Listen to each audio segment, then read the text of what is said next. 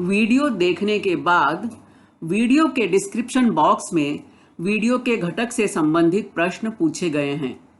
इन प्रश्नों को अपनी कॉपी में लिखकर हल करें। वीडियो के डिस्क्रिप्शन बॉक्स में एक गूगल फॉर्म की लिंक भी दी गई है। लिंक खोलकर इस फॉर्म को जरूर भरें।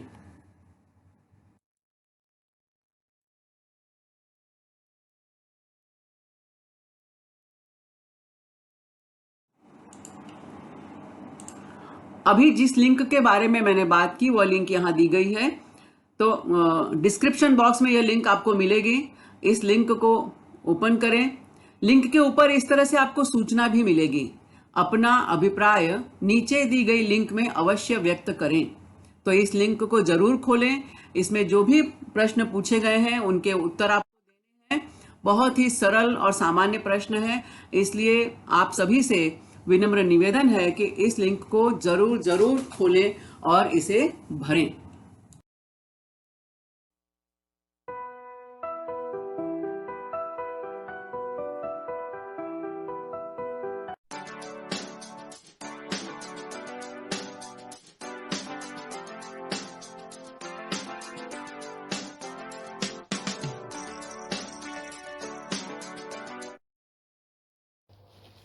नमस्कार, प्रणाम, आदाब। कोविड-19 के प्रादुर्भाव की वजह से आज विद्यार्थी शाला में प्रत्यक्ष अध्ययन अनुभव लेने से वंचित हैं। बृहन मुंबई महानगर पालिका शिक्षण विभाग ने एक सराहनीय कदम उठाया, जिससे हमारा कोई भी विद्यार्थी शिक्षा से वंचित न रहे। और इस श्रृंखला के अंतर्गत हम अपने विषय के रोचक घटक लेकर, रोचक वीडियोस लेकर आपके सामने उपस्थित रहेंगे। और इसी के अंतर्गत मैं श्रीमती पूर्णिमा पांडे आप सभी को वर्चुअल स्टूडियो क्लास में आमंत्रित करती हूं, अपने एक नए विषय के साथ, नए घटक के साथ। तो चलें अपने विषय के संग। कक्षा 9वीं भूगोल, कक्षा 9वीं पाठ 10 नगरीयकरण।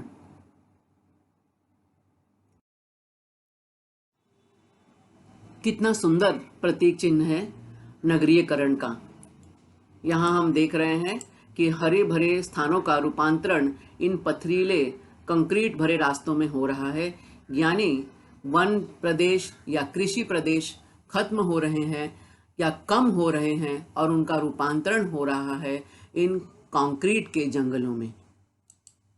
भारत में नगरीय जनसंख्या की तीव्र गति से वृद्धि हो रही है, यह हमने पिछले तालिका में देखा। यह नगरीयकरण या शहरीकरण अनेक कारणों से होता है। उनमें से कुछ कारणों का हम यहाँ अध्ययन करेंगे। पहला प्रमुख कारण है औद्योगिकीकरण, दूसरा है व्यापार, फिर प्रौद्योगिकीकरण और तकनीकी, यातायात और संदेश वहन तथा स्थानांतरण। तो चलो पहले जानते हैं औद्योगिकीकरण क्या है और इसका किस तरह से नगरीयकरण पर प्रभाव पड़ता है। औद्योगिकीकरण, यहाँ पर हम दो चित्र देख रहे हैं और दोनों में हमें मिल का परिवेश दिखाई दे रहा है। बड़ी बड़ी मिलें, बड़े बड़े उद्योगों की स्थापना। उद्योग धंधों की वृद्धि से नौकरी के लिए आसपास के प्रदेशों के लोग इस क्षेत्र में आकर्षित होते हैं। जहां मिलें बनती हैं, कारखाने बनते हैं, स्वाभाविक है वहां पर रोजगार के लिए लोग आसपास से चले आते हैं। इसका हम सबसे अच्छा उदाहरण देखें तो जब मुंबई में कपड़ा मिलों की शुरुआत हुई तो इस शहर का विकास बहुत तेजी से हुआ, जिससे मूल रूप से मछुआरों की बस्ती वाले अनेक गांव औद्योगिकीकरण और नगरीकरण से मुंबई महानगर के ही भाग हो गए। मुंबई जो है, जब जिसे हम पहले बंबई कहते थे, यह समुद्र तटीय क्षेत्र है, इसलिए यहाँ के जो मूल निवासी थे वो मछुआरे थे, मछली मारने वाले, मछली पर अपना जीवन यापन करने वाले। इन्हीं की बस्ती यहाँ हुआ करती थी। जब यहाँ पर कपड़ा मिलों की शुरुआत हुई तो मुंबई के लोग, यहाँ के आसपास के लोग यानी स्थानीय लोग, दूसरे जिलों के लोग और इसके साथ साथ पूरे देश भर से लोग यहाँ पर आए और यहाँ नौकरी धंधा किए और यहीं बस गए। इसका परिणाम क्या हुआ कि जो मछुआरों की बस्ती थी ये भी मुंबई महानगर का हिस्सा बन गई, जो मुंबई पहले 7 छोटे छोटे टापुओं का एक समूह हुआ करता था, वो प्रत्येक टापू आपस में जुड़ा और मुंबई जो था एक छोटे से कस्बे से मुंबई शहर और मुंबई महानगर हो गया। आज मुंबई को हम मेट्रो सिटी के रूप में जानते हैं, महानगर के रूप में हम जानते हैं। तो ये जो मछुआरों की बस्ती थी, यह मुंबई महानगर का ही एक हिस्सा हो गई। आज भी हम सायन कोलीवाड़ा, वर्ली कोलीवाड़ा, है ना, अंधेरी कोलीवाड़ा, ऐसे बहुत सारे क्षेत्र हैं जिन्हें हम कोलीवाड़ा के नाम से जानते हैं। ये कोलीवाड़ा क्या है? तो कोली लोगों का रहने का स्थान, कोलियों का मूल स्थान। तो ये जो कोलीवाड़े थे, ये भी मुंबई महानगर के हिस्से बन गए। दूसरा मुद्दा है व्यापार। व्यापार के कारण क्षेत्र में अनेक बदलाव होते हैं। सबसे बड़ा तो बदलाव जो होता है, यातायात, परिवहन, आवागमन की सुविधाओं का विकास होता है। इसके अतिरिक्त बड़ी बड़ी सड़कों का निर्माण होता है, सड़कें विकसित होती हैं, शीतगृह या गोदाम, कोल्ड स्टोरेज बनते हैं, सहकारी संस्थाएं, क्रेडिट सोसाइटीज, व्यापारिक संकुल, कमर्शियल कॉम्प्लेक्स जिसे हम कहते हैं। हम देख रहे हैं शहरों में किस तरह से यातायात और ट्रांसपोर्ट बढ़ रहा है, बैंकिंग सुविधाएं, और इन सब के कारण उस जगह की, उस स्थान की जो अर्थव्यवस्था है वो तेजी से बढ़ती है। और इन सेवाओं के लिए, जितनी भी ये सारी सेवाएं वृद्धि हो रही हैं सेवाओं में, इन सेवाओं में काम करने के लिए लोगों का आवागमन जारी रहता है।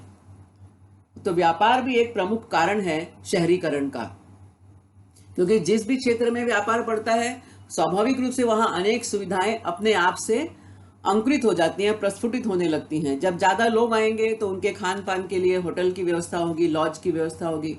ज़्यादा लोग आ रहे हैं तो पैसों को संभालने के लिए, पैसों के व्यवहार के लिए बैंक की स्थापना होती है, कमर्शियल कॉम्प्लेक्स, ऑफिसेज बनते हैं। सामान अधिक से अधिक आ रहा है या यहाँ से बाहर जा रहा है तो उन सामानों को रखने के लिए बड़े बड़े गोदाम, कोल्ड स्टोरेज बनाए जाते हैं। तो इस तरह से अनेक सेवाएं अपने आप उत्पन्न होने लगती हैं और उन सेवाओं में काम करने के लिए लोग भी आते जाते रहते हैं, और व्यापार की दृष्टि से सुविधाजनक स्थान होने के कारण शहरीकरण बढ़ने लगता है। प्रौद्योगिकीकरण और तकनीकी। हम सब जानते हैं भारत में पहले कृषि प्रमुख व्यवसाय हुआ करता था और कृषि में मनुष्य बल का अधिक से अधिक उपयोग होता था। मनुष्य अपने बैलों की सहायता से खेती किया करता था। बाद में जैसे जैसे तकनीकी विकास हुआ, उसमें क्या हुआ, नई नई चीज़ें आने लगी, बैलों का स्थान ट्रैक्टर ने ले लिया, काम अधिक तेजी से होने लगा, फसलों की कटाई के लिए मशीनें आ गई, पानी के छिड़काव के लिए अलग अलग तरह के साधन उपलब्ध होने लगे। तो इसका परिणाम क्या हुआ कि खेती में मनुष्य बल की आवश्यकता कम होने लगी, और इस कारण जो कृषि मजदूर थे वो वहाँ पे खाली हो गए, उनके पास काम नहीं रहा। तो वो काम धंधे की तलाश में शहरों की ओर पलायन करने लगे, स्थलांतरित होने लगे, और शहरीकरण के विकास में उन्होंने अपना महत्वपूर्ण योगदान दिया। तो इस तरह से प्रौद्योगिकीकरण और तकनीकी के कारण भी शहरीकरण के विकास को एक दिशा मिली। यातायात और संदेश वहन। यातायात हम देख रहे हैं, एक स्थान से दूसरे स्थान तक जाने के लिए आवागमन के साधन। जिन बस्तियों या गांवों में सड़कों, रेल मार्गों आदि यातायात के साधनों का विकास होता है, वहां नगरीयकरण तेज गति से होता है। हम सब जानते हैं जहां पे ज्यादा हमें सुविधा मिलेगी, लोग वहां पे अधिक आएंगे। जब लोग अधिक आएंगे तो वहां पर काम धंधे अधिक विकसित होंगे। इसका हम एक उदाहरण देखें तो कोंकण रेल विकास के कारण रत्नागिरी जिले के सावर्डे गांव का नगरीयकरण हुआ। अब कोंकण जो क्षेत्र है वो समुद्र तटीय क्षेत्र है, पहाड़ी क्षेत्र है, और वहां पर यातायात के लिए पहले सिर्फ सड़क मार्ग से हम आवागमन कर सकते थे। बाद में जब कोंकण रेलवे का उद्भव हुआ तो वहां के अनेक जो जिले थे वो रेलवे स्टेशन के रूप में वहां पे विकास हुआ, और जैसे जैसे वहां पे आवागमन की सुविधा बढ़ी, अनेक तालुके, अनेक गांव जो थे वो समृद्धि की ओर बढ़ने लगे। इसमें एक प्रमुख नाम लिया जा सकता है रत्नागिरी जिले के सावर्डे गांव का। उसी तरह हम देखते हैं कि भुसावल से जुड़ने से महत्वपूर्ण रेल मार्ग जो था वो भुसावल से जुड़ा, तो जलगांव जिले का ये जो भुसावल क्षेत्र था इसका विकास भी बहुत तेजी गति से हुआ, तीव्र गति से हुआ।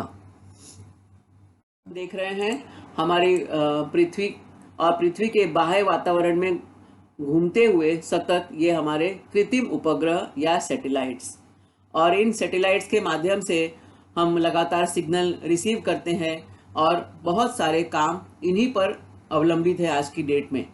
आज जो आप ये ऑनलाइन क्लासेस देख रहे हो, सबसे बड़ा उदाहरण तो हम ये देख लेते हैं कि आज घर बैठे आप अपने शिक्षा से जुड़े हुए हो, अपने शिक्षकों से जुड़े हुए हो, आप हम लोगों से बातें कर रहे हो, तो ये सब किससे संभव हो रहा है? ये सब इन्हीं कृत्रिम उपग्रह या सैटेलाइट्स के द्वारा संभव है। ये है हमारी कम्युनिकेशन व्यवस्था, संदेश वहन व्यवस्था। और इस संदेश वहन व्यवस्था ने इस कोरोना के कठिन समय में तो पूरी दुनिया को बांधे रखा हुआ है।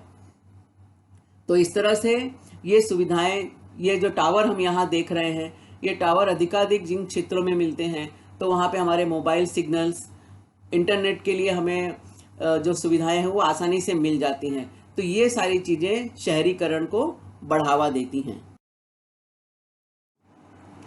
स्थानांतरण, स्थानांतरण यह शहरीकरण को प्रभावित करने वाला एक प्रमुख घटक है। हम देखते हैं कि लोग गांव से शहरों की ओर पलायन करते हैं, एक शहर से दूसरे शहर की तरफ पलायन करते हैं, एक ग्रामीण भाग से दूसरे ग्रामीण भाग की तरफ चलते हैं। तो ये जो स्थानांतरण होता है ये अल्पकालीन होता है, दीर्घकालीन होता है या स्थायी स्वरूप में होता है। कई बार अकाल, भूखमरी या बाढ़ जैसी स्थितियों से लोग त्रस्त होकर उससे अपने घरों से, अपने गांव से, अपने क्षेत्रों से पलायन करते हैं। तो यह पलायन जो है वो अल्पकालीन होता है, थोड़े समय के बाद लोग पुनः अपने स्थान पर लौट आते हैं। कई बार लोग काम धंधों की तलाश में दूसरी जगह जाते हैं, एक स्थान से दूसरे स्थान जाते हैं, एक शहर से दूसरे स्थान तक जाते हैं। यह दीर्घकालीन होता है, क्योंकि जब तक आप नौकरी धंधा करते रहेंगे, आप उसी शहर में रहेंगे, तो यह दीर्घकालीन स्थानांतरण होता है। इसी तरह से लोग रोजी रोटी की तलाश में गांव से शहरों की ओर आते हैं। ऑलरेडी जो शहर है उस तरफ लोगों का पलायन होता है, क्योंकि वहां पर रोजगार की उपलब्धता अधिक होती है। तो यह जो इस तरह से स्थानांतरण है, इन स्थानांतरण के कारण शहरीकरण को बढ़ावा मिलता है, क्योंकि गांव खाली होने लगते हैं, एक स्थान जो है वो खाली होने लगता है और दूसरे स्थान पर लोगों की आवाजाही बढ़ने लगती है।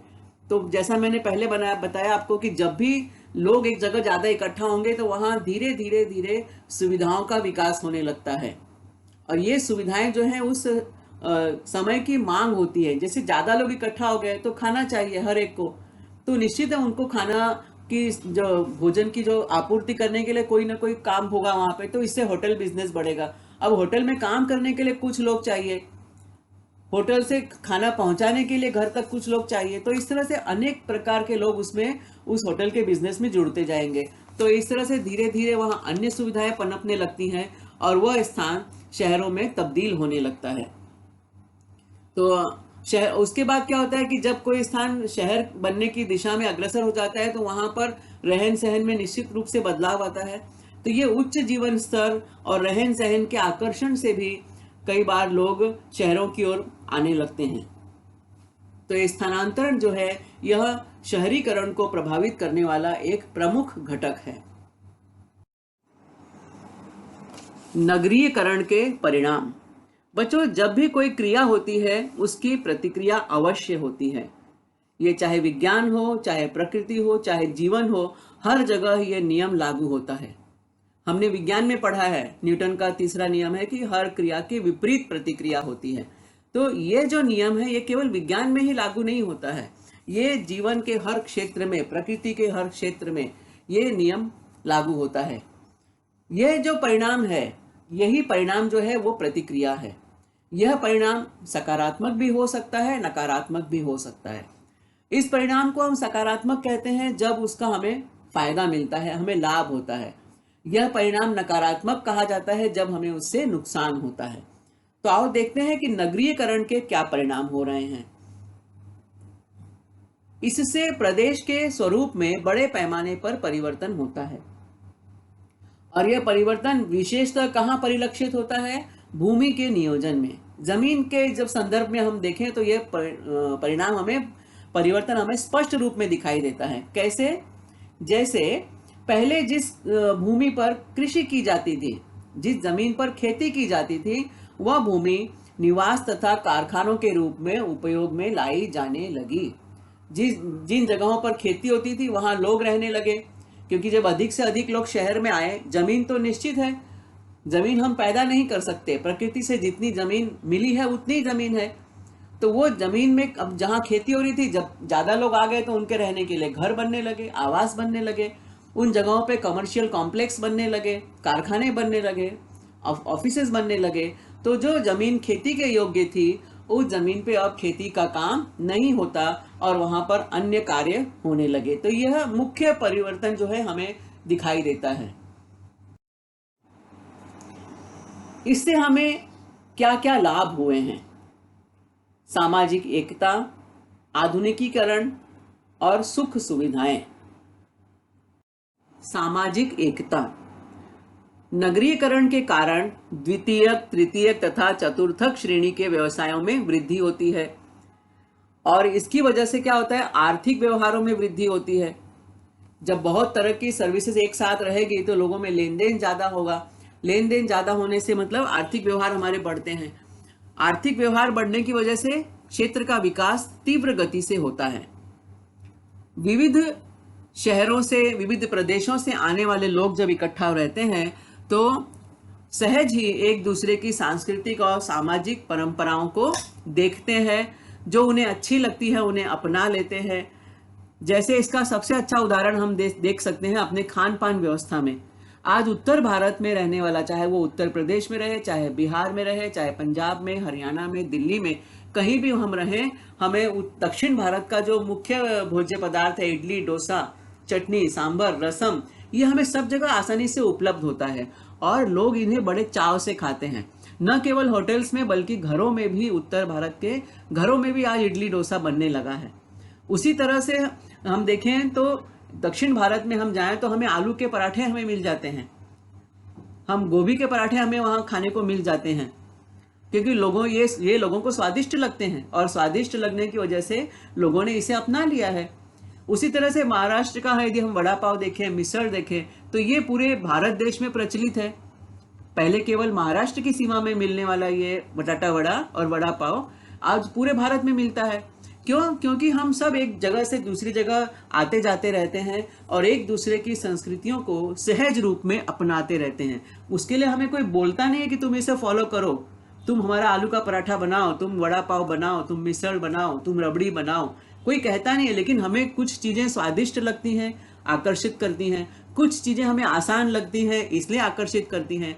कारण चाहे जो भी हो, संस्कृतियों का आदान प्रदान होते रहता है और इससे सामाजिक एकता का निर्माण होता है। आधुनिकीकरण। ज्ञान, कौशल तथा जानकारी का आदान प्रदान सुलभता से होता है, क्योंकि विविध प्रदेशों से लोगों का स्थानांतरण होते रहता है। लोग एक स्थान से दूसरे स्थान तक आते जाते रहते हैं और मनुष्य जो है सामाजिक प्राणी है, एक साथ घुल मिलकर रहता है। तो इससे एक दूसरे के ज्ञान का आदान प्रदान होता है। कोई कौशल किसी के पास है तो वो दूसरा भी उसको देखकर आकर्षित होता है, तो वो उससे सीखता है, प्रभावित होता है। तो इस तरह से ज्ञान, कौशल और जानकारी का आदान प्रदान सहजता से, सुलभता से होता है। नवीनतम सूचना, जानकारी तथा सामग्री का लाभ सर्वप्रथम शहरी क्षेत्रों में ही होता है। उद्योग और व्यवसायों से संबंधित अनेक नए प्रकल्प इन शहरी क्षेत्रों में विकसित होते दिखाई देते हैं। नगरीय बस्तियों में नई कल्पनाएं, नवीनतम जानकारी और तकनीकी सुख सुविधाओं का लाभ पहले मिलता है। इससे क्या होता है कि यहाँ शहरों में रहन सहन का स्तर बदल जाता है, या हम कहें तो रहन सहन का स्तर थोड़ा ऊंचा हो जाता है। तो ये है शहरीकरण का, नगरीयकरण का परिणाम। सुख सुविधाएं। सुख सुविधाएं प्रारंभिक काल से ही मनुष्य को अपनी ओर खींचती रही हैं, अपनी ओर आकर्षित करती रही हैं। कम से कम कष्ट और अधिक से अधिक आराम, यह मनुष्य की लालसा शुरू से ही रही है। और इसी कारण नगरीय बस्तियों में अनेक सुख सुविधाएं विकसित होती हैं। यातायात, संदेश वहन, शिक्षा, स्वास्थ्य, अग्निशमन आदि अनेक महत्वपूर्ण ये सुविधाएं जो है नगरीय बस्तियों में होती हैं। उच्च स्तर की परिवहन सुविधाओं के कारण यात्रा के सुचारूपन में वृद्धि होती है।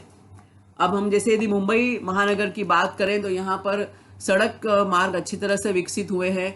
तो हम यदि छोटे से छोटा साधन लें, ऑटो रिक्शा से हम शुरुआत करें तो ऑटो रिक्शा हो, चाहे टैक्सी हो, चाहे बस हो, रेल मार्ग हो, रेल मार्ग के साथ मेट्रो रेल है, मोनो रेल है, अनेक तरह की सुविधाएं यहाँ पर विकसित हुई हैं। और इन सुविधाओं के कारण क्या है, एक स्थान से दूसरी स्थान का जो आवागमन है वह जो है सहज है, आसान है।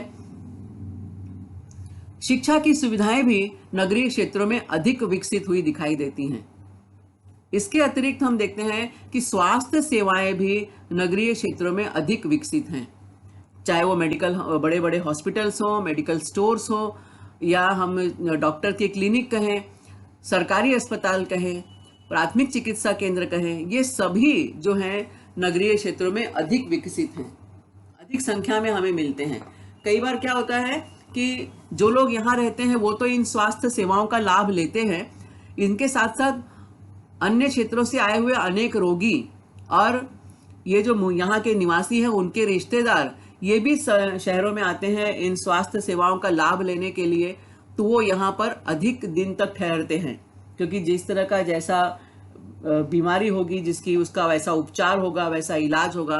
तो इन विकसित स्वास्थ्य सेवाओं के कारण भी शहरीकरण में वृद्धि होती है। अच्छी शैक्षणिक सुविधाएं हैं, उसकी वजह से भी शहरीकरण में अधिक वृद्धि होती है। अब मैंने कहा था कि हर चीज के फायदे और नुकसान, ये दो चीजें साथ साथ आती हैं, एक ही सिक्के के दो पहलू हैं। नगरीकरण के कुछ फायदे भी हैं, लाभ भी हैं, तो उसकी कुछ समस्याएं भी हैं। देखते हैं क्या है प्रमुख समस्याएं। झुग्गी झोपड़ियां, यातायात गतिरोध, प्रदूषण और अपराध। झुग्गी झोपड़ियों की समस्याएं। तो नगरीकरण के कारण शहरों में जनसंख्या तीव्र गति से बढ़ती है। जिस अनुपात में जनसंख्या वृद्धि होती है उसी अनुपात में लोगों के आवास की व्यवस्था नहीं हो पाती, आवास व्यवस्था में वृद्धि नहीं होती है। अब दूसरी बात कि जो स्थानांतरण करने वाले अधिकांश लोग जो होते हैं वो थोड़े आर्थिक दृष्टि से कमजोर होते हैं। उनके लिए यहाँ पहुंचते ही अपने लिए मकान की व्यवस्था करना मुश्किल होता है। तो इसके कारण क्या होता है कि शहर में जहां भी खुली जगह मिलती है वहां पर ऐसे लोग अस्थायी और कच्चे स्वरूप के मकान बनाते हैं, और धीरे धीरे ये जो स्थान है वो अधिकाधिक ऐसे कच्चे और अवैध मकानों से घिर जाते हैं और ये झुग्गी झोपड़ियों को जन्म देते हैं। अधिकांश तो यह मकान जो मैंने बताया जैसे कि ये अवैध होते हैं, यानी प्रशासन की तरफ से इन्हें कोई भी अनुमति नहीं मिली रहती है कि ये लोग यहाँ पर मकान बनाएं। और इसी के कारण क्योंकि इनका रजिस्ट्रेशन नहीं होता है, ये रिकॉर्ड में दर्ज नहीं होते हैं, इसलिए इन मकानों को, इन झोपड़ियों को स्थानीय स्वराज्य संस्थाओं से सुख सुविधाएं नहीं मिलती। हम सब जानते हैं कि मुंबई में जहां जहां पर भी ये अवैध झोपड़पट्टी है वहां पर कई सालों तक बिजली और पानी जैसी मूलभूत सुविधाएं भी उपलब्ध नहीं थी, शौचालय की सुविधा उपलब्ध नहीं थी।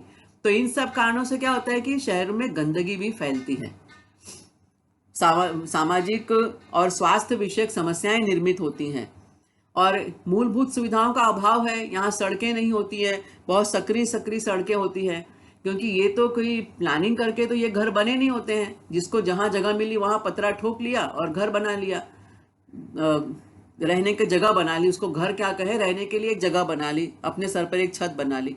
लेकिन ये जो है एकदम अनप्लान्ड होते हैं, इस वजह से यहाँ पर ना प्रॉपर तरीके से कोई प्राथमिक स्वास्थ्य केंद्र बन सकता है, ना यहाँ पर स्कूल होते हैं, न यहाँ पर कोई अस्पताल आपको बड़े मिलेंगे। यदि कभी दुर्घटनावश यहाँ पर ऐसे क्षेत्रों में यदि आग भी लग जाए तो यहाँ बचाने के लिए यदि अग्निशमन दल को पहुंचना है तो उनके लिए भी काफ़ी मुश्किलें आती हैं। तो इस तरह से इन झुग्गी झोपड़ियों के कारण सामाजिक और स्वास्थ्य विषयक समस्याएं निर्मित होती हैं और ये झुग्गी झोपड़ियां भी शहरीकरण का एक दुष्परिणाम है। इसके बाद हम प्रमुख समस्या देखते हैं बड़े शहरों की, तो वो है ट्रैफिक जाम, यातायात गतिरोध। अब नगरीय क्षेत्रों का विकास होने से क्या होता है, क्षेत्रीय विस्तार होने से क्या होता है कि बाहर नगर के बाहरी हिस्सों में उपनगरों में लोग निवास करने लगते हैं। जैसे हम देखते हैं कि मुंबई में जो है फोर्ट का इलाका जो है, कुलाबा का इलाका जो है, ये मुख्य शहर के रूप में पहले विकसित था।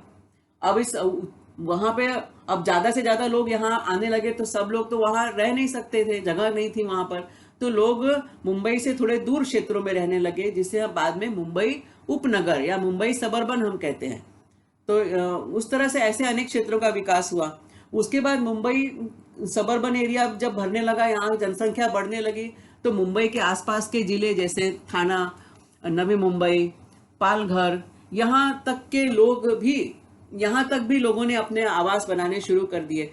अब ऐसी स्थिति में दूर दूर से लोग काम धंधे के लिए, रोजगार के लिए, व्यापार के लिए यहाँ पर उपनगरों से रोज नगर की तरफ आने लगे।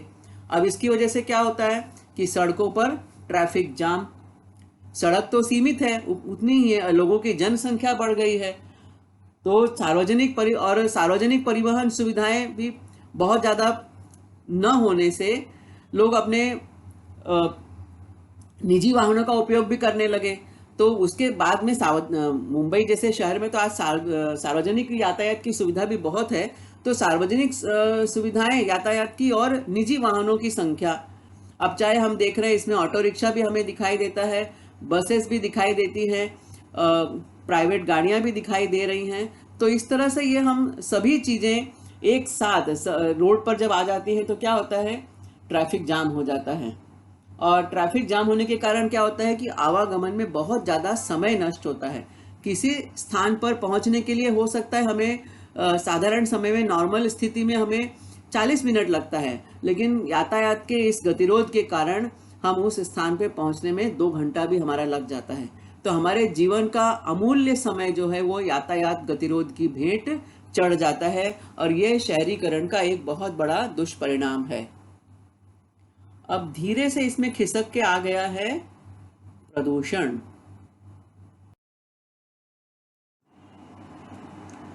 अब हम देख रहे हैं कि ये जो प्रदूषण जो है आजकल शहरों में एक जटिल समस्या बन गई है। चाहे वो वायु प्रदूषण हो, ध्वनि प्रदूषण हो, जल प्रदूषण हो, यह सभी प्रत्येक महानगर की एक कठिन समस्या बन गई है, जटिल समस्या है, और इसका निराकरण भी, समाधान भी दूर दूर तक नजर नहीं आता, क्योंकि नगरों का विकास होते जा रहा है, सुविधाओं का अभाव है। उसी तरह से जो लोग हैं, यहाँ के नागरिक हैं, वो नियमों का उल्लंघन भी करते हैं, और उसकी वजह से इस तरह के प्रदूषण में वृद्धि होती है। अब यदि हमें कहा गया है कि भाई हमें आपको लाउड स्पीकर चलाना है तो आप उतने ही सीमा में चलाइए, उसकी आवाज़ उतनी ही रखें जितना कि वो आपको और आसपास के थोड़े लोगों को सुनाई दे। लेकिन हम जब लाउड स्पीकर लगाते हैं, आपने कई बार देखा होगा, तो इतने तेजी से बजता है कि वो दूर दूर तक लोगों को डिस्टर्ब करता है। तो वो आनंद नहीं देता, वो खुशी नहीं देता। वो आपको खुद को, एक व्यक्ति को भले खुशी देता होगा या आनंद देता होगा, आनंद से ज़्यादा उसके अहम को तुष्टि मिलती है कि देखो मैंने अपने घर में लाउड स्पीकर लगाया है, हमारे घर में ये खुशी का माहौल है। लेकिन वह खुशी का माहौल आपके घर में जो होता है वो दूसरे लोगों को तकलीफ देने लगता है। अड़ोस पड़ोस में यदि कोई बीमार व्यक्ति है, यदि कोई किसी बच्चे की परीक्षा है, और इसके अलावा भी एक सुनने की सीमा होती है, हो सकता है कि हमें उतनी तेजी से सुनना ना पसंद हो, तो इस तरह से ये और ध्वनि प्रदूषण बढ़ते जाता है। तो हम नियमों का उल्लंघन करते हैं।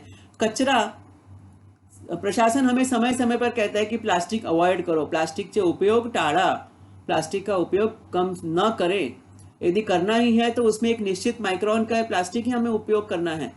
तो लेकिन नागरिक भी जो है इन बातों को नहीं मानते, नियमों का उल्लंघन करते हैं, और बाद में वो प्लास्टिक का कचरा कहीं भी फेंक देते हैं।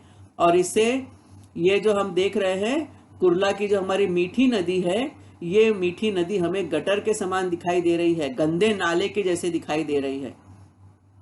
तो ये जल प्रदूषण हो, चाहे वायु प्रदूषण हो, ध्वनि प्रदूषण हो, यह शहरीकरण का एक प्रमुख हिस्सा आजकल बनते जा रहा है। और उसके बाद जो एक और भी चिंतनीय विषय है वह है अपराध। स्थानांतरित होने वाली जनसंख्या में कई बार कुछ लोगों को रोजगार मिलता है, कुछ लोगों को नहीं मिलता। और इसके कारण क्या होता है कि कई बार लोग गलत रास्तों का उपयोग करते हैं पैसे कमाने के लिए, और इसकी वजह से अपराधों में वृद्धि होती है, चाहे वो डकैती हो, लूट मार हो, मारपीट हो, कत्ल हो, चोरी करना हो, सेंध मारना हो, ऐसे अनेक अपराध शहरों में बढ़ते जा रहे हैं।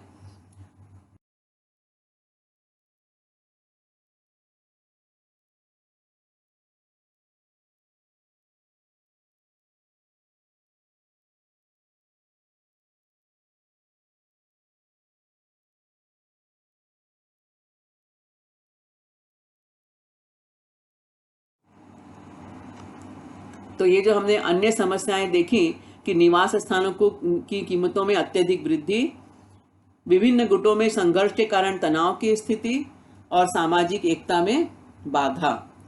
तो शहरीकरण के जितने फायदे उतने नुकसान, और उसके कारण कानून तथा सुव्यवस्था पर भी गंभीर प्रभाव पड़ता है। यह वीडियो देखा, सुना और समझा। मुझे पूरा विश्वास है कि यह वीडियो आपको पसंद आया है। इसे अधिकाधिक देखें, लाइक करें, सब्सक्राइब करें, अपने साथियों के साथ शेयर भी करें। आपके सुझाव और आपके कमेंट्स नीचे कमेंट्स बॉक्स में अपेक्षित हैं। कृपया हमें इनसे जरूर अवगत कराएं।